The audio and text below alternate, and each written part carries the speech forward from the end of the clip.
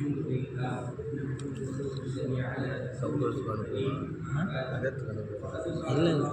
சும்மா எடுத்து யூடியூப் பயன்படுறாங்க போட்டு விடலாம் கண்டென்ட் இல்லையா. قال الله تعالى وما آتاكم رسول فخذوا ما نهى الله عنه فانتهوا وقال نبينا رسول الله صلى الله عليه وسلم إذا وقعت الباب في البناء فليعتمد كله إلى آخر الحديث. உலகத்தை படைத்து பரிபாலிக்கக்கூடிய ஏகவல்லோனாகிய அல்லாஹ்விற்கே எல்லா புகழும் உரித்தாகட்டுமாக. இன்னும் கண்மணி நாயகம் முஹம்மது ரசூலுல்லாஹ் ஸல்லல்லாஹு அலைஹி வஸல்லம் அவர்களின் மீதும் நற்பாக்கியங்கள் நிறைந்த அவர்களின் உம்மத்தார்கள் மீதும் குறிப்பாக இந்த மஜ்லிஸிலே அமர்ந்திருக்கக்கூடிய நம் அனைவரின் மீதும் அல்லாஹ்வினுடைய சாந்தியும் சமாதானமும் என்றென்றும் இருந்து நிலவட்டுமாக என்று கூறியவனாக என்னுடைய உரையை நான் துவக்குகிறேன். அஸ்ஸலாமு அலைக்கும் வரஹ்மத்துல்லாஹி வபரகாத்துஹு. எனக்கு இந்த போட்டியிலே கொடுக்கப்பட்டுள்ள தலைப்பு நபிகள் நாயகம் ஸல்லல்லாஹு அலைஹி வஸல்லம் அவர்களுடைய வார்த்தைகளில் நவீன விஞ்ஞானம். இன்றைய காலகட்டத்தில் உலகம் இயங்க வேண்டும் என்று சொன்னால், இந்த உலகம் பல்வேறு தரமான பரிணாமங்கள் அடைய வேண்டும் என்று சொன்னால், இந்த உலகம் ஏற்படக்கூடிய எல்லா நோய்களுக்கும் மருந்துகள் கண்டுபிடிக்கப்பட வேண்டும் என்று சொன்னால் மிக முக்கியமானது விஞ்ஞானம். விஞ்ஞானம் என்ற பேச்சிற்கே இடமில்லாத அந்த காலகட்டத்தில், அறிவியல் என்ற பேச்சிற்கே இடமில்லாத அந்த காலகட்டத்தில் நபிகள் நாயகம் ஸல்லல்லாஹு அலைஹி வஸல்லம் அவர்கள் விஞ்ஞானத்தை பற்றி பேசினார்கள் என்று சொன்னால், விஞ்ஞானத்தை பற்றி கூறினார்கள் என்று சொன்னால் அதற்கு நிகர் கிடையாது. நபிகள் நாயகத்தினுடைய ஹதீஸ் இதா வகஅத் துப்பாபு, உங்களுடைய இதா வகஅத் துப்பாபு ஃபில் இனாஇ, உங்களுடைய பாத்திரத்திலே ஈ விழுந்து விட்டால், அஹதுக்கும் உங்களுடைய ஒருவனுடைய பாத்திரத்தில் ஈ விழுந்து விட்டால், வல்யவுதனிஸ் தூக்கி வீசட்டும், வல்யவுதனிஸ் முக்கட்டும், உள்ளுகு அதை முழுவதாக முக்கட்டும். நபி ஸல்லல்லாஹு அலைஹி வஸல்லம் அவர்கள் சொன்னார்கள், ஏனென்றால் அதனுடைய ஒரு இறக்கையில் நோயும் இன்னொரு இறக்கையில் ஷிஃபாவும் இருக்கிறது என்று பெருமானார் ஸல்லல்லாஹு அலைஹி வஸல்லம் அவர்கள் சொல்லி காட்டினார்கள். இதை வைத்து ஆராய்ச்சி செய்து பார்க்கிறார்கள் ஆராய்ச்சியாளர்கள். எந்த அளவிற்கு ஆராய்ச்சிக்குரிய பிரதிபலிப்பு இருந்தது? நோய் வரக்கூடியது எல்லாம் இந்த ஈயை கொண்டுதான். பெரும் பெரும் நோய்களை ஏற்படுத்தக்கூடியது இந்த ஈ தான். ஈ என்பது அசிங்கமான இடங்களில் அமரக்கூடிய ஒன்று. அந்த அசிங்கமான இடங்களில் அமரக்கூடிய அந்த நோயை ஈக்கு வருவதில்லை, ஆனால் மனிதர்களுக்கு நோய் வந்து சேருகிறது. அப்ப விஞ்ஞானிகள் எடுத்து ஆராய்ச்சி செய்கிறார்கள். ஈயினுடைய மரபணுவை எடுத்து அந்த மரபணுவில் பார்த்தால் அல்லாஹ் எல்லா விதமான நோய் நிவாரணியை, நோய் எதிர்ப்பு சக்தியை அல்லாஹ் அந்த ஈக்கு அதிகமாக கொடுத்திருக்கிறார். இப்ப நாயகத்தினுடைய ஹதீஸ் இருக்கா இல்லையா?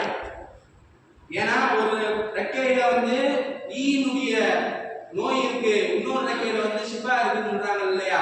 அதனால ஒரு குடிபானத்திலே ஈ போடப்பட்டு அந்த ஒரு குடிபானத்திற்குள் டெலஸ்கோப்பை வைத்து பார்க்கப்படுகிறது. 10,000த்திற்கும் மேற்பட்ட ஆன்டி வைரஸ்களை விஞ்ஞானிகள் பார்க்கிறார்கள், தெரிந்து கொள்கிறார்கள். பின்பு நபிகளார் சொன்னதை போல அதை முழுமையாக முக்கியதற்கு பின்னால் எடுத்து பார்க்கிறார்கள். உள்ளே பார்த்தால் எந்த ஒரு வைரஸுமே கிடையாது. 10,000 வைரஸ்கள் எங்கே போனது என்றே தெரியாது. அதை விஞ்ஞானம் வளராத அந்த காலகட்டத்தில் 1400 வருடங்களுக்கு முன்னாலே நபிகள் நாயகம் ஸல்லல்லாஹு அலைஹி வஸல்லம் அவர்கள் இதை சொல்லிவிட்டார். இது மட்டுமா, இப்பொழுது கண்டுபிடிக்கிறார்கள்.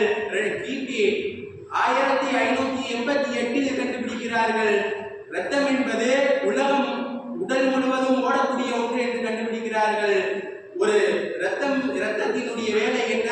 ஒருவன் உணவை உண்டால் அந்த உணவு இரைப்பைக்குள் போய் சக்கை தனியாக, சத்துக்கள் தனியாக பிரிக்கப்பட்டு அந்த சத்துக்களை எந்தெந்த உறுப்புகளுக்கு என்னென்ன சத்துக்கள் தேவையோ அந்த சத்துக்களை எடுத்துக்கொண்டு போய் கொடுக்கக்கூடிய வேலை இரத்தத்தினுடைய வேலை. அதே போல் ஒருவன் மருந்து மாத்திரைகளை உண்ணுகிற உமிழ்கிறான், ஒரு நோய்க்காக உமிழ்கிறான் என்று சொன்னால் எந்த இடத்தில் அவனுக்கு நோய் இருக்கிறதோ அந்த மருந்தினுடைய எஃபெக்டை கொண்டு போய் குடிக்கக்கூடிய வேலை இரத்தத்தினுடைய வேலை. இதையெல்லாம் கிபி 1588ஆம் ஆண்டு கண்டுபிடிக்கிறார்கள். ஆனால் நபிகள் நாயகம் ஸல்லல்லாஹு அலைஹி வஸல்லம் அவர்கள் 1400 வருடங்களுக்கு முன்னால் அன்றே சொல்லிவிட்டார்கள், இன்ன ஷைத்தான யஜ்ரி மினல் இன்சானி மஜ்ரதம், ஷைத்தான் மனிதனுடைய இரத்த நாளங்கள் எல்லாம் ஓடக்கூடியவனாக இருக்கிறான் என்று நபிகள் நாயகம் ஸல்லல்லாஹு அலைஹி வஸல்லம் அவர்கள் சொல்லிவிட்டார்கள் என்று சொன்னால் எந்த அளவிற்கு நபிகள் நாயகம் ஸல்லல்லாஹு அலைஹி வஸல்லம் அவர்கள் விஞ்ஞானத்தை பற்றி பேசி இருக்கிறார்கள், விஞ்ஞானத்தை அறிந்திருந்தார்கள். அது மட்டுமா, அல்லாஹ் குர்ஆனிலே சொல்லி காட்டுகிறான், எல்லா உயிரினங்களும் அல்லாஹ்வை தஸ்பீஹ் செய்கிறது என்று அல்லாஹ் அருள்மறையில் சொல்லி காட்டுகிறார். நபிகள் நாயகம் ஸல்லல்லாஹு அலைஹி வஸல்லம் அவர்கள் சொல்கிறார்கள், தவளையை நீங்கள் கொள்ளாதீர்கள், ஏனென்றால் அது தஸ்பீஹ் செய்யக்கூடியதாக இருக்கிறது என்று நபிகள் நாயகம் ஸல்லல்லாஹு அலைஹி வஸல்லம் அவர்கள் சொல்கிறார்கள். அவர்களுடைய ஹதீஸ் 2005ற்கு பின்னால் உலகமெங்கும் டெங்கு, மலேரியா போன்ற பெரும் தொற்றுகள், பெரும் காய்ச்சல்கள் வர ஆரம்பித்தவுடன் விஞ்ஞானிகள் இது எவ்வாறு வருகிறது என்று பார்த்தால் கொசுக்களால் வருகிறது. 2013ஆம் ஆண்டு வெளியிடுகிறார்கள், உங்களுடைய பக்கங்களில் இருக்கக்கூடிய குளமுட்டைகளில் இருக்கக்கூடிய தவளைகளை நீங்கள் பாதுகாத்துக் கொள்ளுங்கள். ஏனென்றால் கொசுக்கள் இனப்பெருக்கம் செய்து அது முட்டையிடக்கூடிய இடங்கள் தண்ணீர் தான், அந்த தண்ணீரில் தான் தவளைகளும் முட்டையிடுகிறது, தவளைகள் வசிக்கக்கூடியதும் தண்ணீர் தான். அந்த தவளைகளினுடைய ஒவ்வொரு குட்டிகளும் கொசுக்கள் முட்டையிடக்கூடிய அந்த முட்டையை, கொசுக்களினுடைய குட்டிகளை சாப்பிட்டு கொசு இனத்தை அழிக்கக்கூடிய சக்தி என்பது தவளைகளுக்கு இருக்கிறது என்று 2013ஆம் ஆண்டு இந்தியாவிலே வெளிவிடுகிறார்கள். தவளைகளை, அங்கிருந்து இருக்கக்கூடிய தவளைகளை பாதுகாத்துக் கொள்ளுங்கள் என்று வெளிவிடுகிறார்கள். ஆனால் நபிகள் நாயகம் ஸல்லல்லாஹு அலைஹி வஸல்லம் அவர்கள் 1400 வருடத்திற்கு முன்பாகவே நபிகள் நாயகம் ஸல்லல்லாஹு அலைஹி வஸல்லம் அவர்கள் தவளைகளை பாதுகாக்க சொன்னார்கள் என்றால் நபிகள் நாயகம் ஸல்லல்லாஹு அலைஹி வஸல்லம் அவர்கள் எந்த அளவிற்கு விஞ்ஞானத்தை பற்றி பேசினார்கள். இது